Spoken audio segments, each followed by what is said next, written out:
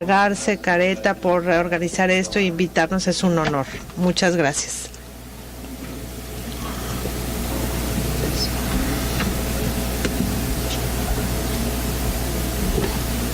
No la tengo.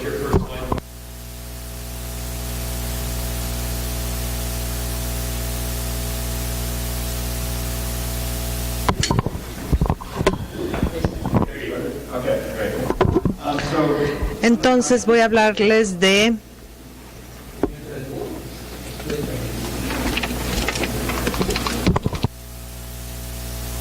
sobre el manejo del nódulo tiroideo. Es un tema. Voy a tratar de cubrirlo en 15 minutos. Hay que enfocarse en hechos y factores clave. No tengo nada que revelar en esta plática. Quiero hablar de la estratificación de riesgo para estos nódulos tiroideos. Es el componente clave.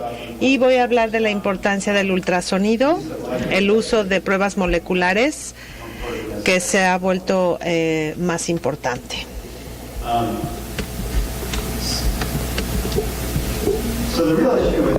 El tema de los nódulos tiroideos, entonces, para saber cómo manejarlos hay que entender o saber la epidemiología y la prevalencia de estos nódulos.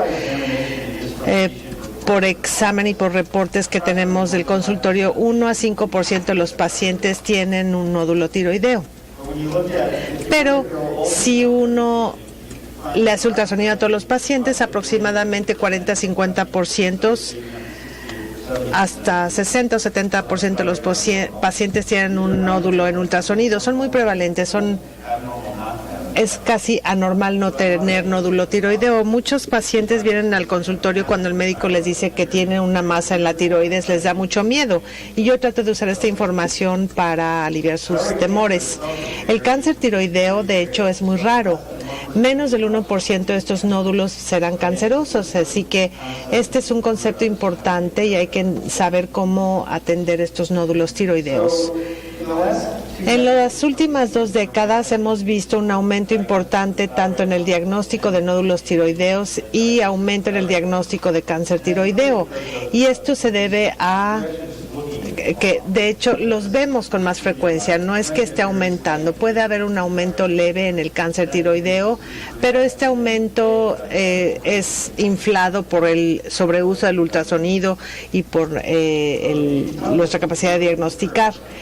Estas curvas, si ven ustedes las curvas arriba, estas son la incidencia en aumento de cánceres de tiroides que se diagnostican. Si ven la mortalidad por cáncer, en la línea de abajo es muy baja y esta no ha cambiado en este periodo. Así que es un punto clave que la mortalidad por cáncer tiroideo no está aumentando. Ni está bajando ni aumentando, a pesar de que lo estamos diagnosticando mucho más. ¿Alguien sabe? Los que saben, hacen cirugía de cabeza y cuello, pensamos que somos héroes y que atacamos el cáncer todos los días y curamos al mal. Pero en la realidad, aquí es más o menos así, ¿no? Esta es la seguridad del aeropuerto de Nueva York. En los nódulos tiroideos somos como oficiales de seguridad. Hay muy pocos malos realmente, sin embargo, tenemos que encontrar la manera de hacer detección de manera sistemática para no desperdiciar ni tiempo, ni energía, ni tratar a los pacientes innecesariamente. Podemos encontrar algunas bolsas de agua que encontramos, pero es difícil encontrar a un terrorista. Así es como abordamos más o menos los nódulos tiroideos. La primera herramienta que tenemos es cómo se presentan los pacientes en el consultorio. Lo que me preocupa cuando llega el paciente, por lo general lo mandan con un nódulo que lo encontró el médico general, que lo sintió, pero más comúnmente es incidental, por imágenes que sacan por otra razón o porque tenían alguna queja del cuello y se pidió un ultrasonido y se identificó el nódulo. Y ni siquiera a veces es palpable. La mayoría de los pacientes no tienen síntomas, pero cuando llegan al consultorio y uno ve estos hallazgos, esto es lo preocupante para mí. Si tienen una masa en el cuello que crece rápidamente, que tienen ronquera, dolor, hemoptisis, eso es preocupante y eso debe aumentar nuestra alarma, pero esto es raro. También le pregunto a los pacientes sobre su antecedente de exposición a radiación. 2 pacientes fueron expuestos a la radiación de Chernóbil y tuvieron mucha exposición a la radiación comparado con una persona normal. Esto debe ser de alarma porque son tasas de cáncer más altas y que pueden ser más agresivos. También le pregunto a los pacientes sobre su antecedente familiar, porque hay síndromes que se asocian a cáncer tiroideo y algunos pueden ser más agresivos, como las neoplasias que pueden asociarse a cáncer tiroideo, como el síndrome de Werner o progeria. En la exploración física hay que ver el tamaño del nódulo, también pacientes con estridor, si el nódulo es fijo, si tienen alguna adenopatía asociada o parálisis de la cuerda vocal. Esto también debe generar una alerta de que el nódulo es más agresivo y que puede ser un cáncer. ¿Qué hacen para estudiar estos nódulos? A todos los pacientes se les hace una prueba de función tiroidea. Si está hiperfuncionante la tiroides, muy probablemente es benigna. Hay que hacer la TSH y T4 y un panel metabólico básico. Es importante incluir calcio porque quiero asegurarme de que no hay una adenoma paratiroideo concurrente al mismo tiempo que el nódulo. Y el ultrasonido es lo que se hace y de esto voy a hablar más adelante. Quiero agregar, sin embargo, que la tomografía se ha vuelto mucho más importante. Cuando yo estuve en la facultad, específicamente me decían que no hacer tomografías con contraste, porque el contraste yodado, si hay un cáncer diagnosticado, no es bueno, pero a veces se da 3 meses después de la cirugía, o se hace 3 meses después y esto no está mal. El uso de contraste endovenoso no impide que podamos hacer una tomografía. No le hago tomografías a todos los pacientes, pero sí se las hago si el paciente tiene parálisis de la cuerda vocal, si tienen estridor, si tienen adenopatía o si ya tienen un diagnóstico de cáncer confirmado por biopsia. Y la razón de la tomografía, en mi opinión, es la siguiente. Una es ver qué tan invasivo es el tumor, si tienen parálisis de la cuerda vocal, por ejemplo. Yo quiero saber si hay invasión asociada del cartílago. A la derecha ven un ejemplo de un paciente que presentó parálisis de la cuerda vocal y tenía invasión del cartílago tiroideo, y esto va a cambiar nuestro abordaje y creo que es importante saberlo preoperatoriamente. También para los pacientes con cánceres diagnosticados les hago tomografía con contraste, aunque no se sienta adenopatía, puede estar alrededor, y yo utilizo esta tomografía para tener una idea de la carga de la enfermedad, para tratar este cáncer apropiadamente.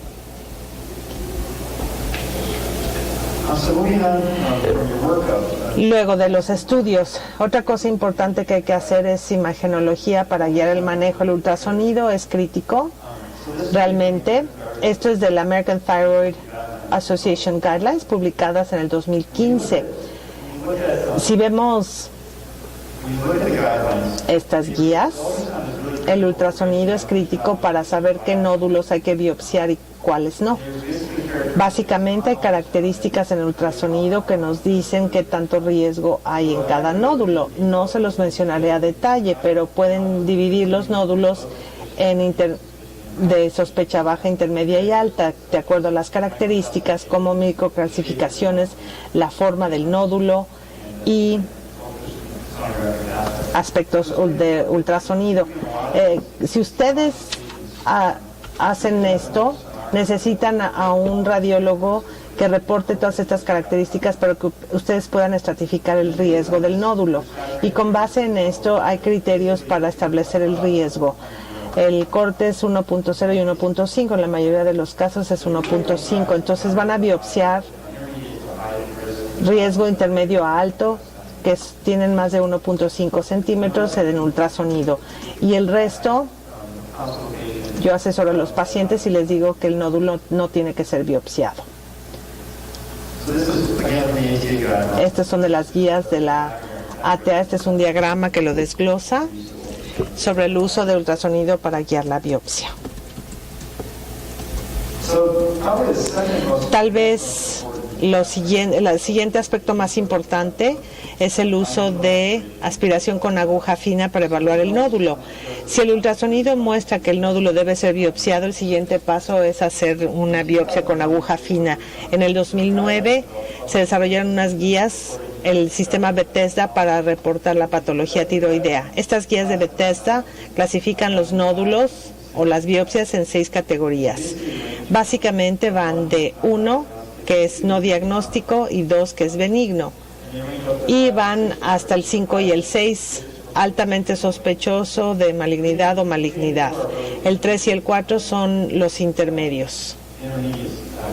Son las clasificaciones intermedias: atipia de significancia indeterminada o neoplasia folicular, que son 3 y 4. Y estos son los intermedios, o sea, como con signo de interrogación. Las guías de la ATA utilizan los criterios de Bethesda para guiar el siguiente paso del manejo, es decir, cirugía o no cirugía. Yo lo veo de esta manera. Para el no diagnóstico hay que rebiopsiar otra vez para obtener un diagnóstico adecuado. Los demás los divido en estas categorías. Hay benigno, maligno y la categoría intermedia. Para el benigno, esto es reconfortante. Yo les digo a los pacientes que pueden ser observados si tienen un Bethesda 2 FNA. La especificidad y sensibilidad del nódulo Bethesda 2 es alto o alta. Para las lesiones benignas hay que hacer cierto nivel de vigilancia. Si el patrón es altamente sospechoso en ultrasonido, tal vez haya que repetir el ultrasonido y la aspiración a los 12 meses. Si tienen sospecha intermedia o baja, hay que hacer ultrasonidos por lo general una vez al año, y si está normal, si no ha cambiado en un año, hasta cada 2 años o más. Para vigilancia con ultrasonido. Durante esta vigilancia, si crece el nódulo, básicamente aumenta el 20% en 2 dimensiones o más del 50% de volumen total, esto tiene que volver a biopsiarse, porque algunos de estos nódulos pueden cambiar o pueden tener un cáncer que no fue observado en biopsia inicial. Ahora, operamos algunos de estos nódulos benignos básicamente porque pueden ocasionar un efecto de masa. Yo uso 4 centímetros como corte para la cirugía, y si algunos de estos nódulos ocasionan síntomas opresivos como disfonía, disfagia o evidencia radiológica de dificultad de la vía aérea. Esto lo reportamos en nuestra corte en el Bronx. Vimos 236 cánceres y vimos todas las imágenes, y vimos una alta correlación entre hallazgos en imagen de compresión traqueal, desviación o extensión subesternal con disnea o disfagia. Y fue un estudio correlativo, no fue temporal. Creemos que la correlación es suficientemente alta, y si son asintomáticos y uno ve estos hallazgos en tomografía, deben recomendarse tal vez para cirugía. Este es un ejemplo de esto. Vean, solo por la silueta del paciente. Este es un paciente difícil de examinar. Llegó con ortopnea, o sea, dificultad para respirar cuando estaba acostada. El estudio no fue útil, sospechábamos que la tiroides estaba agrandada. En la tomografía vemos este bocio derecho que se extiende a la carina básicamente, y se ve la importancia de las imágenes en estos pacientes, y que es importante también para la planificación operatoria y tener una idea de cómo o qué tan agresivas o benignas son estas lesiones. Vamos a ver los malignos. Estos son muy directos, el Bethesda 5 y 6. Estos pacientes deben someterse a cirugía, tiroidectomía total más menos disección central del cuello. La pregunta es, ¿cuándo no hacer cirugía? Uno puede considerarlo cuando los tumores son de bajo riesgo. Hubo una publicación reciente del Sloan Kettering en donde los de menos de 1.5 centímetros diagnosticados los siguieron, y muchos de ellos no cambian de tamaño después de mucho tiempo, y este estudio continúa, y tal vez sigamos cánceres después de tiempo, es decir, volviendo a las diapositivas originales que les mostré. Si los pacientes, si tienen alto riesgo de cirugía, si son mayores, con múltiples comorbilidades, estos cánceres no son tan agresivos ni peligrosos, entonces tampoco hay que operar en estos casos. En un momento vamos a ver pruebas moleculares. Esto nos deja con la clasificación de Bethesda intermedia. Para la mayoría de los pacientes les podemos ofrecer otro ultrasonido o aspiración, pero esto confirman un Bethesda 3 o 4. ¿Cuáles son las opciones? Podemos observarlo o hacer una hemitiroidectomía. Antes la mayoría de los pacientes se les hacía una hemitiroidectomía diagnóstica. Con una lesión Bethesda 3 la tasa de malignidad es como de 15 a 20%, entonces 80% de los pacientes son operados por una razón no justificable. Aquí es donde las pruebas moleculares entran en juego. Básicamente, una prueba perfecta pone a los pacientes a la derecha como maligno o a la izquierda como benigno, pero tenemos categorías intermedias y no sabemos qué hacer con estas. La prueba molecular debe descartar cáncer o incluirlo. Una prueba perfecta es la que se usa aquí. Hay dos tipos de pruebas moleculares disponibles que podemos usar. La primera prueba fue un panel de expresión genética reportado en el 2012 por primera vez. Básicamente es un panel de 167 transcriptos genéticos y el punto principal de esta diapositiva es mostrarles el valor positivo predictivo y el negativo de estas pruebas, o de esta prueba más bien. El valor predictivo negativo es bastante alto, más del 90-95%, pero el valor positivo es bajo. En esencia, esta prueba es buena para descartar cáncer, pero no es buena para decir que es cáncer. Volveremos a esto en un segundo. Entonces, la segunda prueba es un panel de mutación viendo aberraciones genómicas, mutaciones y rearreglos genómicos. Esta prueba se llama AFIRMA. El panel de mutación se llama Tyrosine. Básicamente, el panel es bueno para decir que es cáncer. La sensibilidad y especificidad reportadas son altas, pero el valor predictivo negativo está en los 70, mientras que la otra prueba está en los 40, básicamente. Este es 76.9%, el valor positivo predictivo es 97.2%. Así que esta prueba es buena para incluir cánceres. ¿Sí? Volvamos a esta diapositiva. Básicamente la prueba AFIRMA de expresión genética es buena para los pacientes a la izquierda, los que tienen un nódulo de 1.5, un Bethesda 3, que no queremos operar, o sea que no estén en esa categoría de 80% de cirugía necesaria. Aquí en estos pacientes hay que usar la prueba AFIRMA. Pero si pensamos en hacer una hemitiroidectomía como Bethesda 3, pero son mayores, el nódulo es más grande y es agresivo en ultrasonido, hay que hacerles una tiroidectomía total, es decir, saber antes de la cirugía qué vamos a hacer.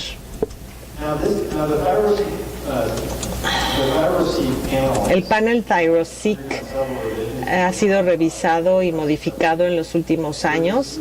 Las versiones 2 y 3 salieron. La versión 3 se reportó en el último congreso de la Asociación de Tiroides y se acaba de publicar. Ellos mejoraron la precisión de la prueba, el valor predictivo negativo también ha aumentado. Se quiere usar ThyroSeq como prueba de inclusión-exclusión, pero yo creo que todo esto se tiene que estudiar más, pero en estudios recientes se ha desempeñado muy bien. No necesitamos repasar esta diapositiva, ya lo recalqué cómo se usan las pruebas, la prueba AFIRMA y la ThyroSeq. Ahora, otro punto que quiero mencionarles es que el uso de la prueba es muy importante respecto a la prevalencia subyacente de la enfermedad. El valor predictivo negativo y positivo depende mucho de la prevalencia de la enfermedad. A la derecha, en el eje X de la gráfica, la prevalencia de 20%, el valor positivo predictivo es 77%, el negativo y el positivo es 97%, casi 45% en la barra roja. Las características de la prueba cambian. Entonces hay que pensar en esto, saber o conocer a nuestra población y las características para usar estas pruebas adecuadamente. Eso fue lo que hicimos en el Bronx.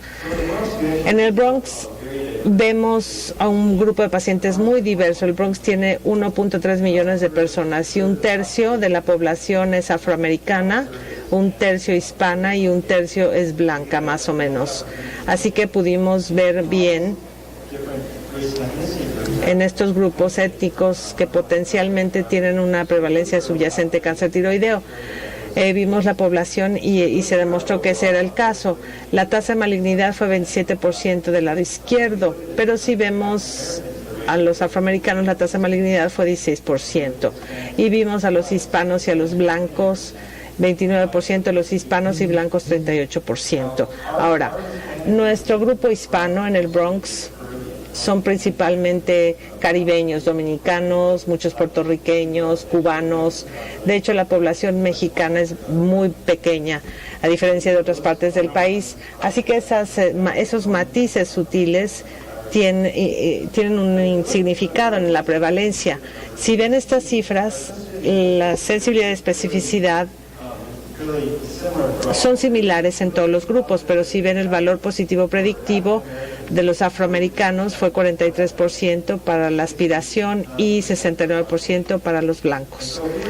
Si usamos las pruebas moleculares, entonces hay que entender cuáles son las prevalencias subyacentes. Entonces, por ejemplo, para un paciente blanco, si tengo una prueba para descartar que vuelve como negativa, no me convencería de que no necesita cirugía porque la prevalencia subyacente es alta, y si utilizamos la prueba y la calculamos, no, el umbral no es tan alto como para convencernos de hacer cirugía. Es un tema complejo, lo sé, y con mucho gusto respondo sus preguntas si las tienen después de la presentación.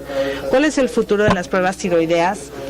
Hay que diferenciar de todas maneras en los cánceres benignos y no agresivos.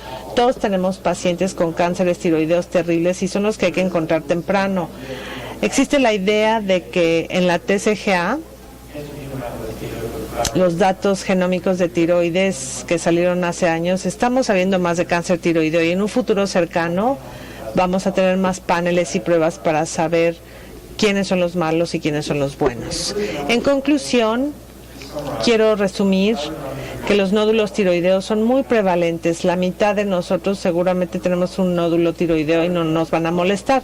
El cáncer tiroideo es proporcionalmente bajo y la mortalidad por cáncer tiroideo comparado con esto es sumamente baja.